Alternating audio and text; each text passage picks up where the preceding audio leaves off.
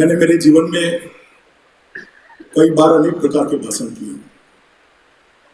राजनीतिक भाषण छोड़कर भी कई सारे विषयों पे, कई सारे व्यक्तित्वों के बारे में और कई सारी घटनाओं के बारे में भी मैंने अलग अलग प्रकार के बहुत भाषण किए।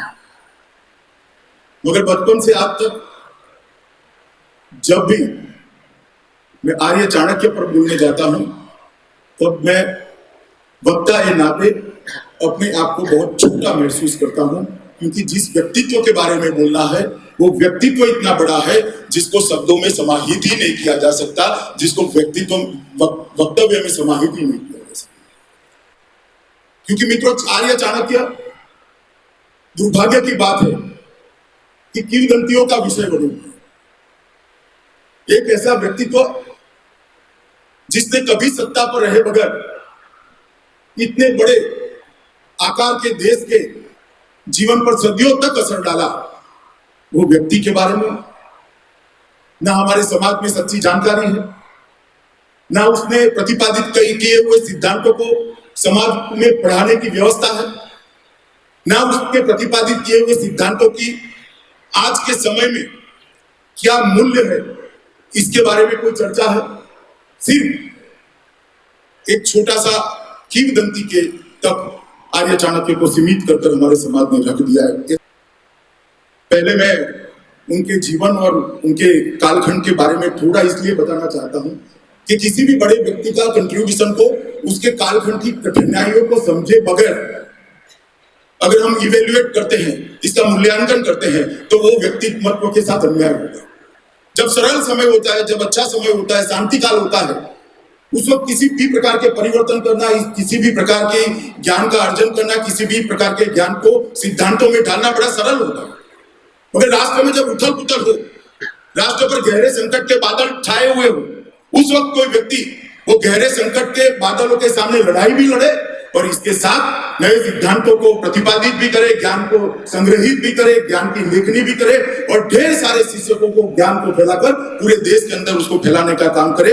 ये समझने के लिए आर्य चाणक्य जब उनका कालखंड था तब देश की स्थिति थी क्या समझना बहुत जरूरी है। ईसा पूर्व 4वीं शताब्दी में लगभग 2300-2400 साल पहले आर्य चाणक्य का जीवन का कालखंड रहा और अलग अलग मंतव्य, कोई कहता है पंजाब में जन्म हुआ, कोई कहता है पाटलिपुत्र मतलब आज के पटना के आसपास में हुआ, कोई कहते हैं दक्षिण में हुआ। कोई निश्चित स्थान उनके जन्म का कोई कह नहीं सकता। आयु के बारे में भी 90 वर्ष से 120 वर्ष का कालखंड अलग अलग रेफरेंस के अंदर मिलता है। मगर जब उनका जन्म हुआ और जब उन्होंने अपने देह का त्याग किया, ये दोनों के बीच का कालखंड को समझना बहुत जरूरी है। वो एक कालखंड है जब देश बहुत छोटे छोटे राज्यों के अंदर बिखरा पड़ा। बुद्ध अपना जीवन समाप्त कर चुके थे, महावीर अपना जीवन समाप्त कर चुके थे और ईरान और यूनान के अंदर एक महासत्ताओं का जन्म लेना भी शुरू हुआ।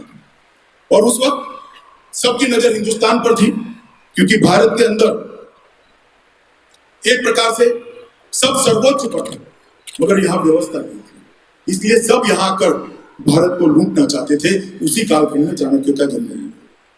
सिकंदर के आक्रमण से लेकर चंद्रगुप्त, बिंदुसार और अशोक के राज्याभिषेक तक इतने लंबे कालखंड तक चाणक्य अलग अलग भूमिका में काम करते रहे।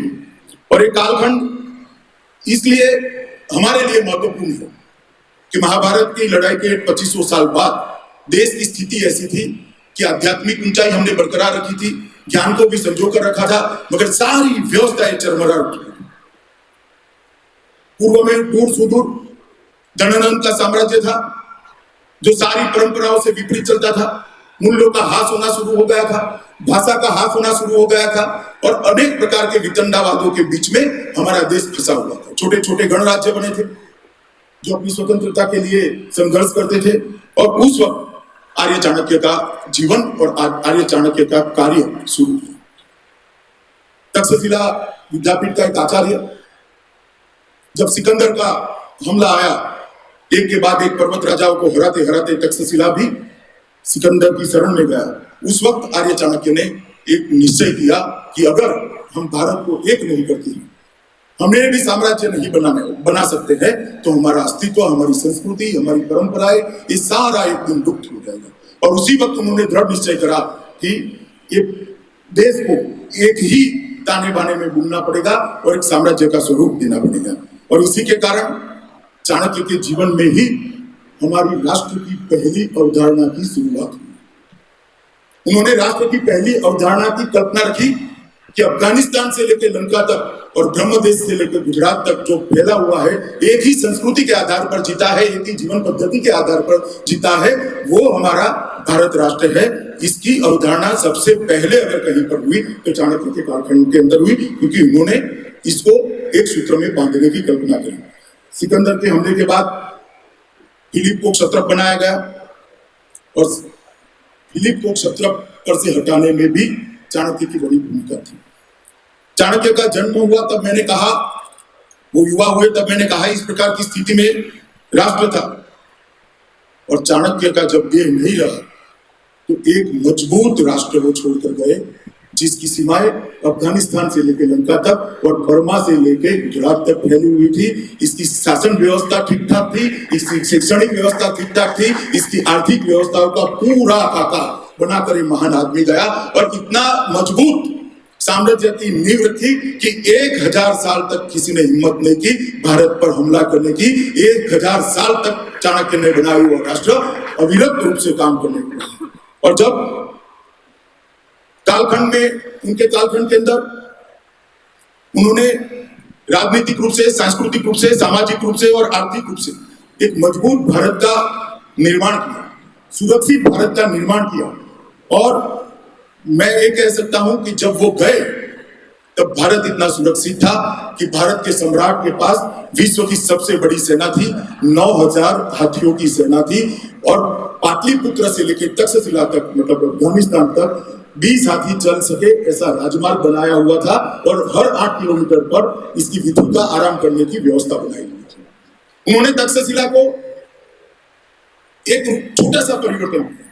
तक्षशिला विद्यापीठ चाणक्य के जन्म के पहले की विद्यापीठ, परंतु जब चाणक्य वहां के आचार्य बने, तब चंद्रगुप्त के साम्राज्य के बनने के बाद वो जब वहां पर गए, तब उन्होंने एक नियम करा कि जो राज्य अपने राजकुमारों को, सेनापतियों के बेटे को, अपने बिशप मतलब अपने आयुर्वेद के निष्णातों को वहां पर पढ़ाई लिखाई करना चाहते हैं, उनको कोई फीस नहीं देनी है, उनको थोड़ी सेना वहां पर रखनी पड़ेगी। और एक ऐसी सेना का जमावड़ा तक्षशिला पर करा कि वहां पर 365 डेज 24 आवर 1 लाख सैनिक तक्षशिला के अंदर उपस्थित होते थे, क्योंकि भारत पर आक्रमण करने का एकमात्र रास्ता था खैबर घाट। उस वक्त ना समुद्री आक्रमण होते थे, ना हवाई आक्रमण होते थे, खैबर घाट से ही आक्रमण होते थे। तो विद्या के माध्यम से उन्होंने देश की सुरक्षा को सुनिश्चित करने का काम किया और लंबे समय तक देश की सुरक्षा सुनिश्चित हुई। उनके समय के अंदर जो उन्होंने शासन व्यवस्था को सुदृढ़ किया, उसका परिणाम क्या था? मौर्य और गुप्त कालखंड के अंदर भारत की जीडीपी का कंट्रीब्यूशन दुनिया की जीडीपी में 35%। आप कल्पना कर सकते हो, आज दुनिया की जीडीपी में 35% कंट्रीब्यूशन भारत की जीडीपी तक का था। एक यूरोपियन विद्वान है एंगल्स मेडिसन, उन्होंने वर्ल्ड इकोनॉमी हिस्ट्री नाम की एक पुस्तक लिखी है। उन्होंने ये ढूंढ निकाला है कि लगभग चाणक्य के कालखंड में दुनिया की जीडीपी के अंदर भारत का कंट्रीब्यूशन 35% था। हम कल्पना कर सकते हो अर्थतंत्र को कितनी मजबूत शक्ल देने का काम आगे चाणक्य ने अपने जीवन के अंदर किया था। और ये कोई 1-2 साल के लिए नहीं रहा। ईस्वी पूर्व 4वीं शताब्दी से लेकर 1500 तक भारत का कंट्रीब्यूशन 20% से कम नहीं हुआ। सिर्फ हमारे नजदीक कोई देश आ गया तो चीन आ गया 1600-1700 में। ये जो फ्लो है दुनिया की इकोनॉमी की हिस्ट्री का, उसमें स्पष्ट रूप से दिखाई पड़ता है कि 1500 तक भारत इकोनॉमी की दृष्टि से, अर्थनीति की दृष्टि से दुनिया में सुपर पावर था। और वो आर्य चाणक्य के जीवन कार्य का ही परिणाम था कि लगभग 1600-1700 साल तक भारत आर्थिक रूप से इतना मजबूत हुआ। और जो उन्होंने परंपरा बनाई राज्य शासन की, उसको उनके जाने के बाद लुप्त नहीं हुआ। उन्होंने गुरु शिष्य परंपरा के आधार पर, तक्षशिला विद्यापीठ के आधार पर एक इतना बड़ा जाला देश भर में एक निश्चित विचारधारा के आधार पर काम करने वाले लोगों का बना दिया कि सदियों तक वो काम करते। मैं आपको नाम गिना सकता हूं, अशोक और बिंदुसार और अशोक चंद्रगुप्त के बाद जो मौर्य साम्राज्य के दो सम्राट हुए, उनके महासचिव महामात्य थे राधागुप्त, वो चाणक्य की तर्ज पर ही काम कर रहे। बाद में चंद्रगुप्त और समुद्रगुप्त गुप्त वंश आया, उसमें महामंत्री हरिसेन ने इसी तरह से काम किया। स्कंदगुप्त का समय आया, इसमें कामन दत्त ने इस तरह से काम किया। हर्षवर्धन का समय आया, बाण भट्ट ने इसी तरह प्रकार से काम किया। और एक परंपरा जो महामत्य की चली, उसने देश को 1000 साल तक मजबूत करने का काम किया। और ये सब तक्षशिला के विद्यार्थियों के बीच में एक अजीब प्रकार की मेंटल टेलीपैथी भी निर्मित होती थी, क्योंकि वो सारे सहायक होते। एक प्रकार से पूरे भारत को एक ताने बाने के अंदर बुनने का काम आर्य चाणक्य ने किया। और उन्होंने पहली बार जीवन में बात को प्रस्तावित किया। मैं बाकी सब चीजों को बाद में आता हूं, मगर उन्होंने पहली बार प्रस्तावित किया कि राष्ट्र महान है, राजा महान नहीं है। इस सिद्धांत का प्रतिपादन आर्य चाणक्य ने अपने जीवन में। अगर राष्ट्र मजबूत है तो राजा सुरक्षित है। राष्ट्र को मजबूत करना, राष्ट्र के अंदर अपनी परंपराओं को उसका संरक्षण और संवर्धन करना, राष्ट्र को आर्थिक रूप से मजबूत करना, सुरक्षित करना, यही प्राथमिकता होनी चाहिए महामात्य की। वो विषय को उन्होंने बहुत अच्छे तरीके से प्रस्तावित किया। मित्रों, आर्य चाणक्य के व्यक्तित्व को समझने के लिए मैं थोड़े उनके गुण के बारे में कुछ घटनाएं वो बताना चाहता हूं। आर्य चाणक्य बहुत छोटे थे। उनके घर पर मगध के महामात्य सटकार आए हुए थे। सटकार के साथ एक ज्योतिषी आया था। आर्य चाणक्य की कुंडली देखकर ज्योतिषी ने कहा कि उनकी माताजी को कि तेरा बेटा सम्राटों का सम्राट बनेगा। उनकी माताजी रोने लगी। आर्य चाणक्य बाहर खेलते थे, वापिस आए, घर में आए तो देखा माँ रो रही है। उन्होंने पूछा, एक मातृ बालक की जिज्ञासा से पूछा कि माँ क्यों रो रही है? उन्होंने कहा, हम तो बेटा ब्राह्मण है, हमारा काम पढ़ना और पढ़ाना। और एक ज्योतिषी कहकर गए हैं कि तू सम्राटों का सम्राट बनेगा, तू ब्राह्मण धर्म का लोप करेगा। तो घर के अंदर चटनी पीसने का एक पत्थर पड़ा था। आर्य चाणक्य ने पत्थर उठाया, अपने दांत पर दे मारा, दांत गिरा दिया और कहा, मां अंग भंग हो गया है, अंग भंग हो गया, वो सम्राट नहीं बन सकता, राजा नहीं बन सकता। तुम चिंता न करो, जीवन भर में पढ़ूंगा और पढ़ाऊंगा, तुझे रोने की जरूरत है। एक बच्चा 8 साल का, जिसका भविष्य कहा जाता है कि वो देश का सम्राट बनेगा, वो कहता है मुझे सम्राट नहीं बनना है। अगर मेरी माँ को दुख होता है, मेरा काम पढ़ना और पढ़ाना है, मैं जीवन भर ये काम करूंगा। सम्राट बनकर जो काम होता है वो मैं शिक्षक बनकर करूंगा। और वो उन्होंने करा भी। शिक्षक बनकर सम्राटों को बनाने का काम आर्य चाणक्य ने किया, खुद सम्राट कभी नहीं बना। उनके जीवन का एक दूसरा प्रसंग है, वो बहुत उनकी आयु के बहुत आगे के समय का है। वो मगध के महामात्य बन चुके थे। गंगा जी के किनारे एक पटकुटी के अंदर ही झोंपड़ी के अंदर रहते थे। और एक विदेश से किसी राजा का राजदूत उनको मिलने के लिए उनके घर पर आया। तो एक बूढ़ा सा कद्रूप आदमी अपने कंधे पर अपने पीने का पानी का घड़ा गंगा जी में से लेकर जाता था। उसको वो राजदूत ने पूछा कि भाई महामात्य चाणक्य कहाँ रहते हैं, आप बता सकते हो? तो बूढ़े आदमी ने कहा, चलिए मेरे साथ, मैं ले ही जाता हूँ, बताना क्या है। तो लेकर उसकी झोपड़ी में आए, अंदर गए, अपनी मटकी अपनी स्थान पर रखी, हाथ पहुंचकर कहा, बताओ भाई क्या काम है? तो उसने कहा, मुझे आर्य चाणक्य से मिलना है, इनके सेवक से नहीं मिलना है। उन्होंने कहा, मैं ही आर्य चाणक्य हूं, आप बताइए क्या काम। जिसके चरणों में पूरे राष्ट्र की सत्ता थी, ऐसा व्यक्ति इतनी सादगी के साथ जी सकता है, इतनी जमीन पर जी सकता है, उसका उदाहरण आर्य चाणक्य ने अपने जीवन पर करा था। घर में एक झोपड़ी थी, कोई सेवक नहीं था, स्वयं पापी थे, खुद का पानी भी गंगा जी में से खुद भरकर लाते हैं। मैं मानता हूं कि आज के हम सब राजनीति में काम करने वाले लोगों के लिए प्रेरणा उठाने का अगर उनके जीवन में से कोई अनेक प्रसंग है, उसमें से एक महत्वपूर्ण प्रसंग है, तो ये है कि राजनीतिज्ञों ने किस प्रकार से जीना चाहिए, समग्र जीवन अपना सादगी से किस तरह से निकालना चाहिए। तीसरा प्रसंग है, यहां पर सिकंदर का हमला हो गया। चंद्रगुप्त उस वक्त भी आर्य चाणक्य के साथ उसी जगह पे थे। और सेल्यूकस की बेटी सिकंदर के प्रथम हमले में इनके साथ आई थी हेलन। और थोड़ा चंद्रगुप्त को उनसे मोह हो गया।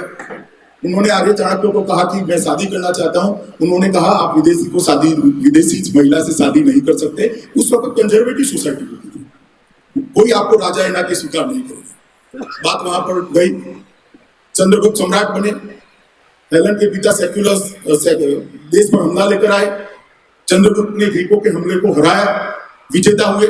जब संधि होने लगी तब आर्य चाणक्य ने कहा कि हमारी संधि हमेशा बरकरार रहे, इसलिए आपकी बेटी का विवाह हमारे सम्राट से करें। तो चंद्रगुप्त ने तुरंत पूछा कि उस वक्त तो आप ना बोलते थे, अब क्या हो गया कि उस वक्त आप मोह में शादी कर रहे थे, आज आप विजेता के रूप में हेलन को स्वीकार कर रहे हो, इससे राष्ट्र का गौरव बढ़ता है, दोनों चीजें अलग है, इसलिए आज मैं आपको सहमति देता हूं। राजा की इच्छा की जगह राष्ट्र के सम्मान को महत्व देने की शुरुआत पहली बार अगर बहुत लंबे कालखंड के बाद हुई तो चाणक्य के कालखंड के हुई। उन्होंने अपने सुदीर्घ जीवन में अनेक प्रकार के ग्रंथों की रचना की, और ये सारे ग्रंथ कोई चाणक्य के लिखे हुए नहीं है। आप चाणक्य को जब भी पढ़ोगे तो उनके अंदर अनेक प्रकार के विद्वानों के मत एक समस्या के लिए आएंगे, बाद में वो अंत में अपना मत रखेंगे। तो एक प्रकार से भारत में हजारों साल से जो ज्ञान संकलित हुआ था, उसका एक अच्छा संकलन करने का काम आर्य चाणक्य ने किया। बहुत सारे ग्रंथ लिखे। अभी जो ग्रंथ पुस्तक के रूप में प्रकाशित हुए सरलता से उपलब्ध है, इसका नाम मैं इसलिए 2 मिनट जाएगी पर बोलता हूं। कौटिल्य अर्थशास्त्र, चाणक्य नीति दर्पण, चाणक्य राजनीति शास्त्र, चाणक्य नीति शास्त्र, चाणक्य सार संग्रह, लघु चाणक्य, वृद्ध चाणक्य, चाणक्य सूत्राणी, और एक विष्णुगुप्त सिद्धांत नाम का ज्योतिष पर भी ग्रंथ उन्होंने लिखे हैं। ये सारे ग्रंथ के अंदर दुनिया की कोई समस्या को बाकी रखे बगैर सब पर मीमांसा करने का काम आर्य चाणक्य ने किया है। और मित्रों, एक नाम मैं जरूर यहाँ पर देना चाहता हूँ, पंडित श्याम शास्त्री, जिन्होंने अपना पूरा जीवन, मैसूर महाराजा के ग्रंथपाल थे, जिन्होंने पूरा जीवन चाणक्य पर लिखी हुई पांडुलिपियों को संग्रहित करने के लिए और उसको पुस्तक के रूप में प्रकाशित करने के लिए लगा दिया। आज अगर हम चाणक्य को अच्छे से पढ़ पाते हैं तो उसका संपूर्ण श्रेय पंडित श्याम शास्त्री को जाता है। सब राजे रजवाड़ों के वहां जाकर भिक्षा मांग कर पंडित ने चाणक्य को आज शब्ददेही के अंदर बांधने का काम किया है। मित्रों, चाणक्य के जीवन में उनके कंट्रीब्यूशन के बारे में मैंने बहुत संक्षिप्त में सरसरी रूप से बताया, क्योंकि मैं ज्यादा समय इनके लेखन के बारे में, उनके ग्रंथों के बारे में बताना चाहता था। चाणक्य के अर्थशास्त्र, नीति शास्त्र और जितने सारे पुस्तकों का मैंने यहाँ पर उल्लेख किया, ये सारे पुस्तकों का आधार हमारे प्राचीन ज्ञान के सोर्स के अंदर से निकलता है, और चाणक्य ने उसको उस वक्त के सांप्रत समय के हिसाब से पुनः व्याख्यायित किया। भारतीय ज्ञान परंपरा के 4 विभाग हैं, एक आणविक सखी है, एक त्रयी है, एक वार्ता है और एक दंडनीति। आणविक सखी का मतलब है अन्वेषण, खोज, अनुसंधान। मगर वो खोज और अनुसंधान हम जिस रूप में आप मटेरियलिस्टिक सोसाइटी में सोचते हैं इस प्रकार का नहीं है। परम तत्व के रहस्य की खोज, उसको आणविक सीख कहते हैं। बाद में त्रयी, उसमें वेद, उपनिषद, ब्रह्मसूत्र और गीता, इसके आधार पर प्रस्थान त्रयी के आधार पर बहुत सारा साहित्य बनाया गया। वो व्यक्ति के जीवन को ऊपर उठाने के लिए, आध्यात्मिक ऊंचाई देने के लिए त्रयी का उपयोग होता है। तीसरा हमारा प्रकार था वार्ता, जिसको आज की पॉपुलर लैंग्वेज में बिजनेस कहते हैं। कृषि, व्यापार, गोरक्षा, हुनर, उद्योग, ये सारी चीजें वार्ता के अंदर समाहित है। और चौथा है दंडनीति। दंडनीति मतलब नॉट पनिशमेंट, कानून व्यवस्था, नियम, अर्थशास्त्र, कर व्यवस्था, संविधान, लोक सेवा और सुशासन, ये सारे विभाग दंड नीति के अंदर समाहित होते हैं। तो ये चारों विभागों का उपयोग कर इसके तत्वाधान पर चाणक्य ने सारे ग्रंथों की रचना करी है। अब मैं बाकी सारी चीजें छोड़कर वार्ता और दंड नीति के साथ आ जाता हूं, क्योंकि वो अर्थशास्त्र और राजनीति शास्त्र से जुड़े हुए 2 विभाग हैं। वार्ता और दंड नीति सीधा राज्य के कामकाज के साथ जुड़े हुए आधार है, परंतु आर्य चाणक्य ने वार्ता और दंड नीति के लिए जितना भी लिखा उसका आधार उन्होंने त्रयी और अन्विक से ही लिया, क्योंकि अल्टीमेटली सुशासन और उद्योग, अर्थनीति और उद्योग, शासन, सुशासन और दंड नीति, ये सबका आधार अध्यात्म से लेने का काम आर्य चाणक्य ने किया। इसी के कारण आज चाणक्य ने जितना भी लिखा है कभी कालबाह्य नहीं हुआ। 2400 साल 2300 साल पहले लिखी हुई सारी चीजें आज भी इतनी ही उपयोगी है जितनी उस समय में उपयोगी थी। और इसीलिए कहते हैं कि चाणक्य का जितना भी ग्रंथ है, चाणक्य के जितने भी ग्रंथ है, वो सारे शाश्वत है, एटर्नल है। इसकी कोई समय सीमा नहीं है। शायद आज से 1000 साल के बाद भी ये इतने ही प्रासंगिक होंगे जितने आज है, और इतने ही प्रासंगिक होंगे जितने 2300 साल के पहले थे। इसका बेस बहुत स्ट्रॉन्ग लिया है। उन्होंने अपने सारे ग्रंथों के अंदर ब्रह्मा, मनु, बृहस्पति, शुक्र, नारद, विश्वामित्र, विदुर, ये सारी चीजों का रेफरेंस लेते लेते लेते वो ग्रंथों के अंदर समाहित करते गए। शांति पर्व के अंदर से बहुत सारी चीजें लेकर उनको नई परिभाषा में व्याख्यायित किया। विदुर नीति की बहुत सारी चीजों को लेकर नई व्याख्या में उन्होंने व्याख्यायित किया। रावण लक्ष्मण संवाद में से भी काफी सारी चीजों को लेकर उन्होंने नई व्याख्या में व्याख्यायित करने का काम करा। ये सब के मंतव्य, ये सब के साथ उन्होंने लेकर उसमें से आज के परिप्रेक्ष्य में इसको किस तरह से होना चाहिए इसके बारे में अंत में खुद का मंतव्य लिखा है। तो एक प्रकार से एक बहुत बृहद संकलन करने का काम आर्य चाणक्य ने किया। एक संपूर्ण शास्त्र देने का उन्होंने प्रयास किया। मैं मानता हूं न केवल भारत, दुनिया के अंदर जिसके ग्रंथ की रचना, जिसके सिद्धांतों की रचना, जिसकी अर्थनीति की रचना, जिसकी सुशासन नीति की रचना, जिसकी न्याय और दंड देने की नीति की रचना का बेस इतना बृहद और स्ट्रॉन्ग होगा, ऐसी कोई नीति दुनिया में नहीं होगी। चाणक्य का अर्थशास्त्र 6000 श्लोक, 15 अधिकरण, 180 प्रकरण और 150 अध्यायों में बिखरा हुआ है। मैं सारी चीजें कहना नहीं चाहता, मगर आज इन्होंने कहा है कि भाई चाणक्य आज के रेफरेंस में, इसलिए मैं अब मूल विषय पर आता हूं। चाणक्य के अर्थशास्त्र में से और नीति शास्त्र में से राजा, राज्य, अर्थशास्त्र, विदेश नीति, कूटनीति और सबसे पहले राजनीतिक दर्शन के और शिक्षा भी लूंगा मैं। सबसे पहले राजनीतिक दर्शन के बारे में बात करें तो उन्होंने राजा की व्याख्या चाणक्य के जन्म के पहले देवी परिकल्पना के साथ जुड़ी। दैवी परिकल्पना, राज्य में देव का अंश होता है, राज्य में देव निवास करता है, इसलिए राजा को ही भगवान मानकर एक श्रद्धा का भाव करा था।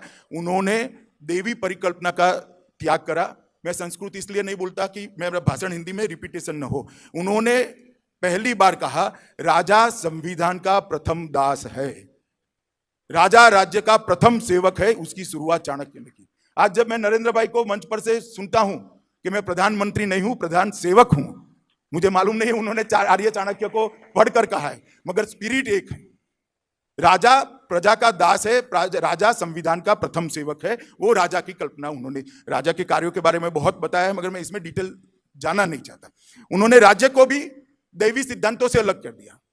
राज्य की अपनी कल्पना भी दैवी सिद्धांतों से बनी हुई थी कि ईश्वर ने मेरे राज्य की सीमाएं बनाई, ईश्वर ने मेरे राज्य को पोषण करता है, ईश्वर मेरे राज्यों में मेघ भेजता है, वर्षा भेजता है, अन्न उत्पन्न करता है। एक परिकल्पनाओं का उन्होंने त्याग करा। अपने समय में ये करना एक बहुत बड़े रिफॉर्मिस्ट का काम था। उस वक्त कोई हिम्मत नहीं करता। राज्य की कल्पना को भी देवी परिकल्पना से अलग हटाकर भौगोलिक, सामाजिक, सांस्कृतिक कल्पना के आधार पर राज्य का विचार किया और राज्य की कल्पना को सप्तांग के अंदर, 7 अंगों के अंदर बांटने का काम किया। पहला स्वामी, आज के समय में स्वामी शब्द का अर्थ जो उन्होंने वर्णन किया इसमें करते हैं तो संप्रभुता होता है। तो पहला अंग संप्रभुता है। दूसरा अमात्य, अमात्य का मतलब मंत्रिमंडल होता है, तो दूसरा मंत्रिमंडल। तीसरा जनपद, प्रजा। चौथा दुर्ग, तो सुरक्षा। पांचवा कोष, तो अर्थतंत्र, रेवेन्यू। छठा दंड, तो लॉ एंड ऑर्डर, एडमिनिस्ट्रेशन, सुशासन। और 7वां मित्र मतलब विदेश नीति। ये 7 विभागों में उन्होंने राज्य की कल्पना की और 7 विभागों का उन्नयन करने के लिए, 7 विभागों को ऊर्ध्वगति देने के लिए उन्होंने अलग अलग सिद्धांत को प्रस्तावित किया। तो पहली बार हमारे देश के अंदर राज्य की कल्पना को इतने सूक्ष्म तरीके से करने का काम आर्य चाणक्य ने किया। और आज आप उठाकर देख लीजिए, कोई भी देश दुनिया में अगर उसके प्रमुख कामों को 7 या 8 चीजों में विभाजित करना है तो संप्रभुता, मिनिस्ट्री, पब्लिक, जनता, डिफेंस, सुरक्षा, अर्थतंत्र, लॉ एंड ऑर्डर, सुशासन और विदेश नीति, इतने कामों में ही इसका विभाजन हो सकता है। 2300 साल पहले जो उन्होंने किया वो आज भी इतना ही रिलेवेंट है राज्य की व्याख्या के लिए। और वो व्याख्या अब यश लेने के लिए तो कोई भी ले सकता है। राज्य की व्याख्या किसने करी, डिपार्टमेंट किसने बनाया है, कोई टोडरमल का नाम देता है, कोई अंग्रेजों का नाम देता है, मगर कोई चाणक्य का अर्थशास्त्र पढ़ेगा तो उसको मालूम पड़ेगा ये व्याख्या सबसे पहले नारद ने करी थी और चाणक्य ने इसका नवीनीकरण करने का काम किया। इन्होंने देश के अर्थतंत्र के लिए भी बहुत अच्छे सिद्धांत करे। उन्होंने कहा कि कर किस प्रकार से डालना चाहिए, तो उन्होंने पुष्प और भंवरे का उदाहरण दिया। राजा ने मतलब राज्य ने करदाता के पास कर इस तरह से लेने चाहिए जैसे भंवरा पुष्प में से मधु को चूसता है, ना पुष्प की सुगंध खत्म होती है, ना सौंदर्य खत्म होती है, मगर मधु एकत्रित हो जाता है। उसी तरह से टैक्स लेना चाहिए। कितनी आइडियल कल्पना उस जमाने में उन्होंने देने का प्रयास किया। उन्होंने नए व्यापार को प्रोत्साहन के लिए भी सूत्र बनाया कि उसको टैक्स फ्री करो, कालखंड भी लिखा 3 साल तक, 3 साल के बाद रिव्यू कर महत्तम 9 साल तक उसको टैक्स फ्री रखना चाहिए। अब आप देवेंद्र जी इंडस्ट्रियल पॉलिसी बनाते हैं तब उनको मालूम नहीं है कि ये सिद्धांत चाणक्य के अर्थशास्त्र के अंदर इन्होंने राजाओं के लिए बहुत 2300 साल पहले एडवाइस दिया हुआ सिद्धांत। इन्होंने बहुत सारे सिद्धांत बताए, मैं डिटेल में जाना नहीं चाहता, परंतु इन्होंने कर नीति को और दंड नीति को टोटल 4 भागों में बेचा। एक अप्राप्त को प्राप्त करना, मतलब राज्य की रेवेन्यू थोड़ी है, नहीं है तो उसको बढ़ाना। प्राप्त को रक्षित करना, मतलब स्थायित्व देना। जो रेवेन्यू प्राप्त हुई है उसको मिनिमम एक बेस बनाकर उसको आगे बढ़ाते जाना, मतलब रक्षित करना। रक्षित की वृद्धि करना, जो लेवल आ गए उसको बढ़ाना। और कोष, मतलब अंत में इसको जनता में समान रूप से फायदा पहुंचे, इस प्रकार से इसका डिस्ट्रीब्यूशन करना। ये 4 हिस्सों में उन्होंने कर प्रणाली को बताया। जन कल्याण और जन सुरक्षा, डिस्ट्रीब्यूशन के 2 लिंब बनाए। एक जन कल्याण के लिए, व्यक्ति के भले के लिए, और सुरक्षा के लिए, मतलब देश की सुरक्षा के लिए। ये 2 लिंब में उन्होंने काम को डाइवर्ट करने का काम किया। और उन्होंने कहा समस्त प्रजा का कल्याण हो, इस प्रकार की नीति होनी चाहिए। और जो कल्याण करने की प्रक्रिया है इसमें सबका इन्वॉल्वमेंट होना चाहिए, सबकी सहभागिता होनी चाहिए। फिर से एक बार मैं रिपीट करता हूं, समस्त प्रजा का कल्याण हो, इस प्रकार की नीति होनी चाहिए। अंतिम व्यक्ति का विकास होना चाहिए, सबका विकास होना चाहिए। और विकास की प्रक्रिया में सबकी हिस्सेदारी होनी चाहिए। जब नरेंद्र भाई आज कहते हैं सबका साथ सबका विकास, मुझे मालूम है उन्होंने चाणक्य को पढ़कर सूत्र दिया है, मगर वो आर्य चाणक्य की अर्थनीति को पढ़ते हैं तो तुरंत ही मालूम पड़ते हैं। आज उस जमाने में राजा का पुत्र ही राजा होता था। चाणक्य ने कठोरता के साथ ये व्यवस्था पर आघात किया। बड़ा पुत्र राजा होता था, उसके लिए उन्होंने कहा ज्येष्ठ ते श्रेष्ठ नहीं, जो ज्येष्ठ है वो श्रेष्ठ नहीं है, जो श्रेष्ठ है वो ज्येष्ठ है। मतलब राजा के सारे राजकुमारों में जो सबसे योग्य है वो ही राजा बन सकता है। जो बड़ा है वो राजा बनेगा, वो नहीं होगा। वरना अशोक सम्राट न बनते, अभय कुमार सम्राट बन जाते। अशोक अभय कुमार से बहुत छोटे थे, परंतु उनको सम्राट इसलिए बनाया कि अशोक में योग्यता थी। उसके बाद में उन्होंने एक श्लोक लिखा है जिसका हिंदी अनुवाद मैं पढ़ता हूं। राजा को एक पुत्र हो, मानो राजा को एक ही बेटा है, मगर विनीत नहीं है, मतलब सूझबूझ वाला नहीं, तो उसको राजा नहीं बनाना चाहिए। राजपुरोहित ने राजा का चयन करना चाहिए। परिवारवाद का भी वहां संपूर्ण विच्छेदन करने का काम उन्होंने किया। जब भारतीय जनता पार्टी कहती है कि परिवारवादी पॉलिटिकल पार्टियां देश का भला नहीं कर सकती, क्षमता के आधार पर जो नेतृत्व आता है वही देश का भला कर सकता है। चाणक्य ने 2300 साल पहले ये बात परिवारवाद को पूरी तरह से समाप्त कर दिया कि राजा का एक ही बेटा है, मगर वो विनीत नहीं है, मतलब सूझबूझ वाला नहीं है, तो उसको कदापि शासन पे बिठाना नहीं चाहिए। राजपुरोहित और अमात्य ने शासन पर, मैं किसी के रेफरेंस में नहीं कहता हूं। दूसरा, बहुत सारे अर्थशास्त्र के विद्वानों को मैं सुनता हूं। मैं कोई अर्थशास्त्र का विद्यार्थी नहीं, मेरा फॉर्मल एजुकेशन विज्ञान के विषय का विद्यार्थी हूँ, विज्ञान का विद्यार्थी हूँ, अर्थशास्त्र का विद्यार्थी नहीं। रेगुलेटर शब्द को इतना बड़ा करके वो बताते हैं, और रेगुलेटर जैसे पश्चिम की गिफ्ट है ऐसे बताते हैं। हमारे यहाँ चाणक्य ने 2300 साल पहले रेगुलेटर की कल्पना संविदाता कर दी थी। एक पद का नाम रखा था जो कोषागार का निर्देशक होता था, जो राजा से स्वतंत्र होता था, राजा से बंधा हुआ नहीं होता था। राजा के आदेश को अनादर करने पर उसको फांसी की सजा नहीं होती थी, उसको उसमें से मुक्त कर दिया। तो रेगुलेटर की आज RBI governor is regulator, SEBI director is regulator. Regulator की कल्पना आर्य चाणक्य ने वो जमाने में कर दी थी और उसको राजाज्ञा से ऊपर उठा लिया था कि तुम्हें वही करना है जो देश के अंदर राज्य के कोष को नजर में रखते हुए जो देश के लिए उचित है, राज्य के लिए उचित है, राष्ट्र के लिए उचित है, वो ही करो। तो रेगुलेटर की कल्पना कहीं पश्चिम से नहीं आई है, हमारे यहाँ से आई है, और इसको बृहस्पति के श्लोकों से आर्य चाणक्य ने संपादित कर आगे बढ़ाया है। इन्होंने समाहर्ता की भी कल्पना की। समाहर्ता का मतलब होता है प्रधान कार्याध्यक्ष, रेवेन्यू सेक्रेटरी की जो कल्पना करते हैं। तो उन्होंने स्पष्ट किया है कि कर की अवधारणा करते वक्त व्यय और आय दोनों के आधार पर कितना कर बढ़ेगा वो समाहर्ता अमात्य मंडल के पास ले जाएगा। महामात्य इस पर निर्णय करेंगे, राजा इसमें दखल नहीं कर सकते। तो कर की अवधारणा जो करी है उसको भी उन्होंने स्वतंत्र कर दिया है राज्य से। राजा के अधिकार की बात नहीं थी।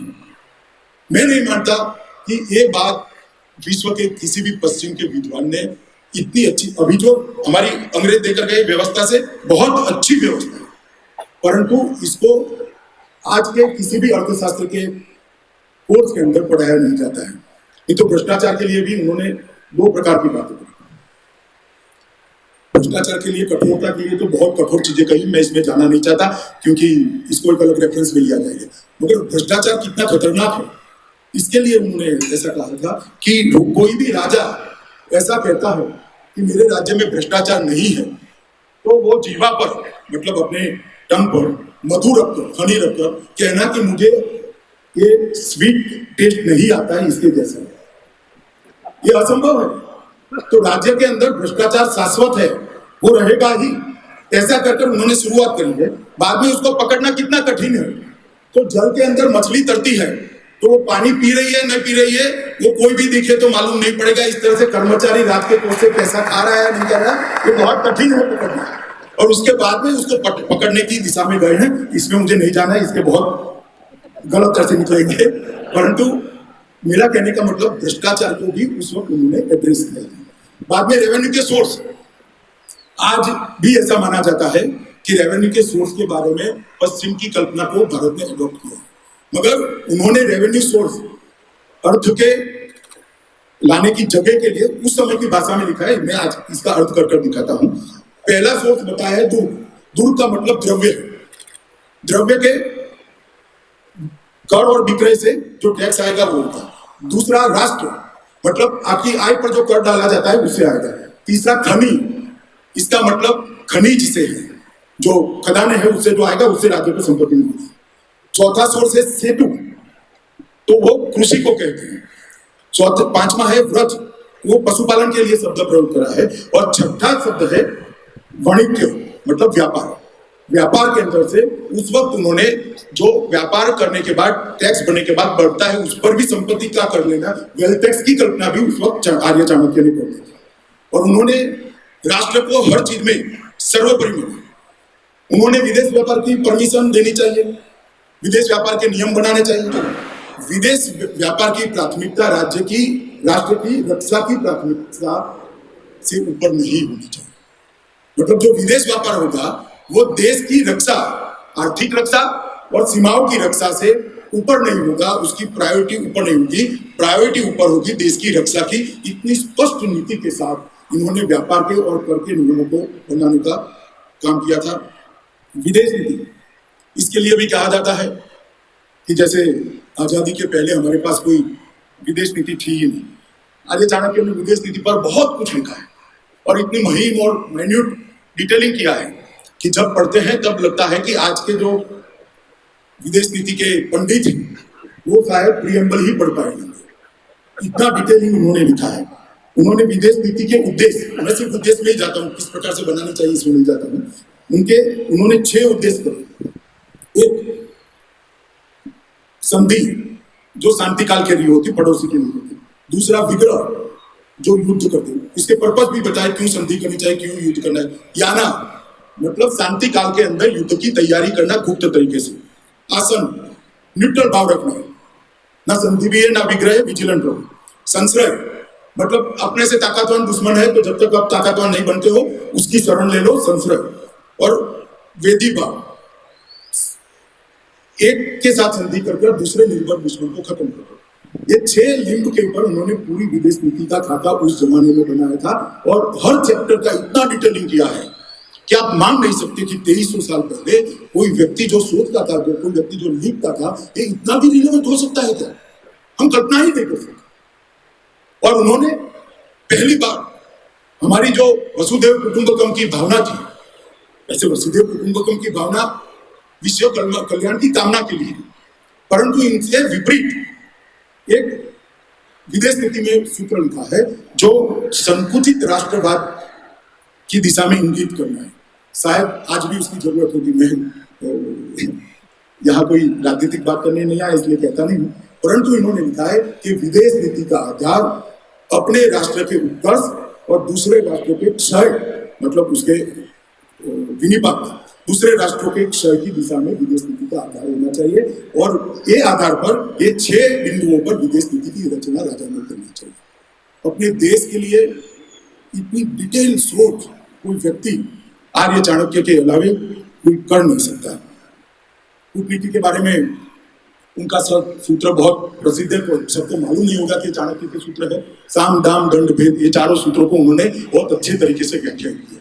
इसकी प्रायोरिटी भी तय कर दी, साम दाम दंड और भेद, ये चारों की प्रायोरिटी तय कर वो गए हैं, लिख कर गए हैं और ये चारों को बहुत अच्छे तरह से व्याख्या किया है। मगर एक उन्होंने वहां पर फुटनोट लगा दी, साम नाम दंड भेद ये अमात्य ने करने चाहिए, परंतु राजा के लिए नहीं, राज्य के लिए, व्यक्ति को टिकाने के लिए, व्यक्ति को यशस्वी बनाने के लिए नहीं करनी चाहिए, राष्ट्र को करना चाहिए।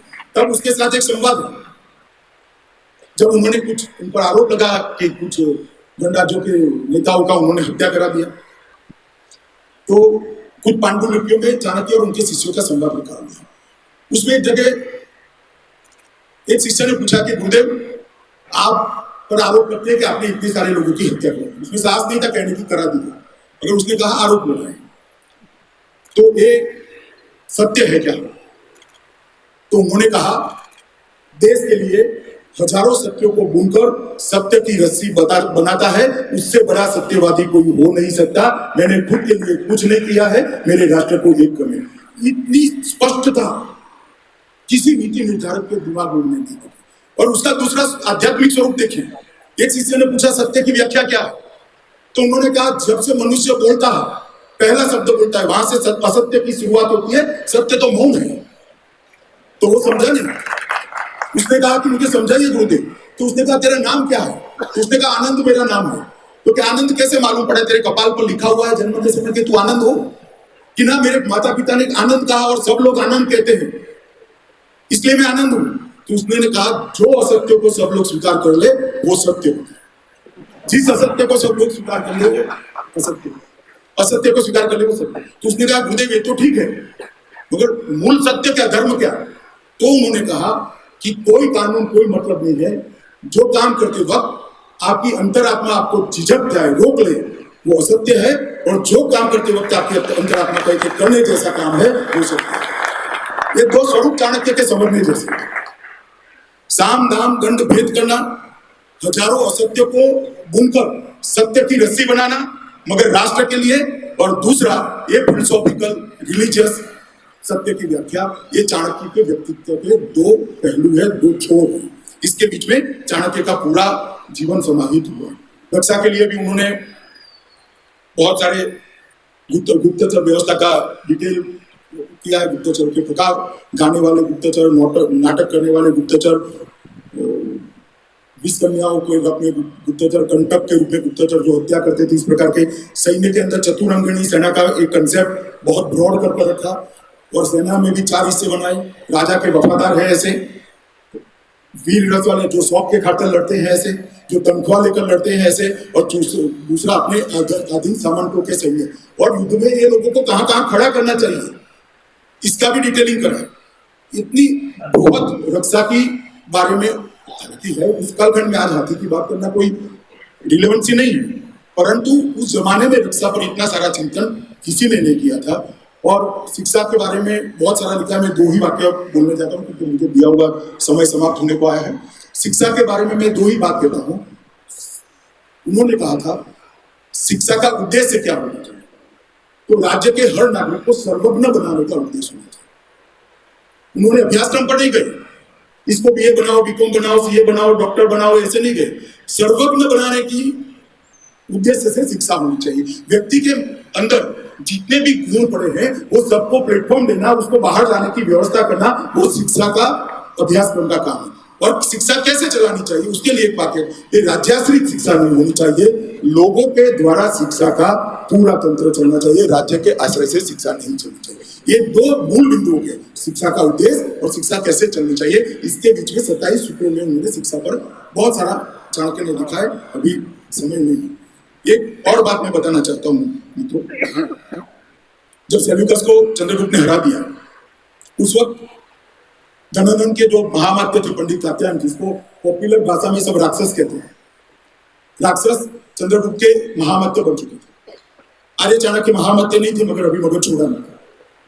तो पंडित कात्यायन ने तक्षशिला में आचार्य चाणक्य को कहा कि देव अब हम यहां तक जीत गए, सेल्यूकस परास्त हो गया, यहां से ग्रीक तक का रास्ता सम्राट सिकंदर के लिए खुला पड़ा, हमने आगे आगे जाना चाहिए। उन्होंने एक बहुत महत्वपूर्ण बात अमात्य राक्षस को कही कि जिस भूभाग की जनता हमारे संस्कार से नहीं जीती है, जिस भूभाग की जनता हमारे धर्म से नहीं जीती है, जिस भूभाग की जनता हमारी परंपराओं से नहीं जीती है, वो भूभाग जीतकर हम वो जनता के ऊपर आक्रांता का रूप में जाएंगे, अन्याय करेंगे। हमारा काम विस्तार करना नहीं है, हमारा काम हमारे राज्य की संस्कृति, हमारे राज्य की भाषा, हमारे राज्य की परंपराओं की रक्षा करना है। और पहली बार उन्होंने सांस्कृतिक जियो कल्चर मतलब भू सांस्कृतिक राष्ट्र की कल्पना की। दुनिया भर में जितने देश है वो सारे जियो पॉलिटिकल देश, या तो युद्ध से बन गए, या तो क्रांति से बन गए, या तो कोई संधि से बन गए, या कट्टे कटाते बनते बिगड़ते रहे, सारे जियो पॉलिटिकल देश है। एकमात्र भारत अपना हिंदुस्तान दुनिया में जियो कल्चर देश है, जिसकी बाउंड्री संस्कृति के आधार पर। उत्तर प्रदेश में श्री कृष्ण का जन्म होता है, गुजरात के गरबे में भी श्री कृष्ण मिलेगा, मणिपुर के नृत्य में भी मिलेगा, दक्षिण के नृत्य में भी मिलेगा, और वृंदावन के रास में भी श्री कृष्ण मिलेगा। गंगा के लिए कन्याकुमारी में जाओ तो भी गंगा से अभिषेक होना है, गंगा सागर जाओ तो भी गंगा मिलेगी, केदार जाओ तो भी गंगा से अभिषेक करना है, दूर सुदूर मेरे प्रदेश में भगवान सोमनाथ का अभिषेक करना है तो भी गंगा से होगा। हम संस्कृति से बंधे हुए हैं, हम संस्कृति से जुड़े हुए हैं, हमारी देश की सीमाओं को संस्कृति से बनाया गया। इसकी सर्वप्रथम व्याख्या आर्य चाणक्य ने तक्षशिला में जब महामात्य राक्षस को कहा कि जो भूभाग मेरी संस्कृति के आधार पर नहीं जीता है, जो भूभाग मेरे धर्म के आधार पर नहीं जीता है, जो भूभाग की भाषा मेरी भाषा नहीं है, वहां हम जाएंगे तो आक्रांता के रूप में जाएंगे। हमारे राज्य का संरक्षण करने का, संस्कृति का संरक्षण करने का, धर्म और परंपराओं का संरक्षण करने का हमारा अधिकार है। किसी की मान्यताओं को तोड़ने के लिए आक्रांता के रूप में नहीं जाना चाहिए। मित्रों, हमें जो फिलसफी सिखाते हैं, इसको अगर आर्य चाणक्य का एक वाक्य बता दे तो मैं आपको कह सकता हूं कि महाभारत काल से लेकर आज तक भारत का कोई सम्राट भारत के बाहर सेना लेकर नहीं गया। बाहर के बहुत सारे सम्राट यहाँ लूट बचाने आए, जिनका सामना भी किया, हराया भी, निकाला भी, परंतु कभी भी हमने और किसी की संस्कृति को तोड़ने का काम नहीं किया, क्योंकि हम भू सांस्कृतिक हैं। मैं मानता हूं ये दर्शन लोगों तक पहुंचा ही नहीं। आर्य चाणक्य किंवदंती के रूप में पहुंचे और किंवदंती के रूप में ही प्रचलित हुए। बहुत बड़े व्यक्ति थे, बहुत विद्वान व्यक्ति थे, आचार्य थे, शिक्षक होकर धनानंद को साम्राज्य दिला दिया, सेल्यूकस को रोक दिया, ये सारी चीजें। मगर इनका जो कंट्रीब्यूशन है, अनेक प्रकार के ग्रंथों की रचना करना, अनेक प्रकार की विधाओं में निपुणता कैसे आए, इस प्रकार से करना, हर जीवन के हर पहलू पर आर्य चाणक्य ने लिखा है। ये तो दुर्भाग्य की बात है कि आर्य चाणक्य का कोई पुस्तक अपनी भाषा में पढ़ना हो तो भी बहुत कठिन मिलते नहीं है। मैं आज विनय जी को काम सौंप कर देने जाना है। पंडित श्याम शास्त्री एक अधूरा काम छोड़कर गए, बहुत सारी चीजों का उन्होंने संकलन करा है, मगर देश की 8 से 10 लाइब्रेरियों के अंदर एक लाइब्रेरी उसमें से गुजरात की भी है। आर्य चाणक्य के उनके शिष्यों के साथ संवाद की पांडुलिपियां, इसके अंदर ज्ञान का खजाना है।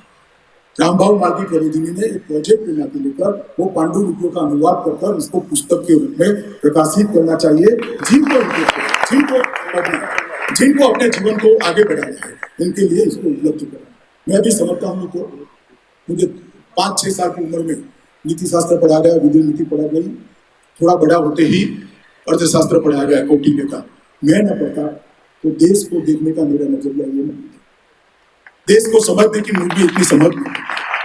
एक मूल संस्कार, ये साहित्य ने, ग्रंथों ने मेरे में डाला और राष्ट्रीय स्वयंसेवक संघ ने उसको शेप देने का, आकार देने का काम किया। और ऐसे हजारों बच्चे होंगे जिनके अंदर पोटेंशियल पड़ा है, मगर हमने ज्ञान को निश्चित कोर्स के अंदर बांध कर रख दिया। 3 घंटे के अंदर याद शक्ति के आधार पर रटा लिखकर इसकी IQ को हम मार्क देते हैं। तो विद्यार्थी के साथ भी अन्याय है और देश के साथ भी अन्याय है, क्योंकि देश के अंदर जो प्रतिभाएं पड़ी हैं उसको हम रोक रहे हैं। खैर, मैं भी शासन व्यवस्था में बैठा हूं, मगर आज आर्य चाणक्य पर बोल रहा था तो मुझे बदल नहीं आ गया। आर्य चाणक्य के जीवन पर मेरा आप सभी को आग्रह है, आप इसके प्रचार के लिए, इसके प्रसार के लिए, इसके विस्तार के लिए जीवन में जितना कंट्रीब्यूट कर सकते हैं इतना करना चाहिए। मैं मानता हूँ आज से उनके जीवन को 2400 साल हो गए, आज तक वो शाश्वत है और शायद 5000 साल के बाद भी दुनिया के लिए शाश्वत होगा, एटर्नल होगा, ये कभी काल में बाहर नहीं होगा। मैं आज फिर से एक बार रामबाबू मालवीय का आर्य चाणक्य के जीवन पर मुझे बोलने का मौका देने के लिए हृदय से धन्यवाद करता मेरी वाणी को विराम देता हूँ।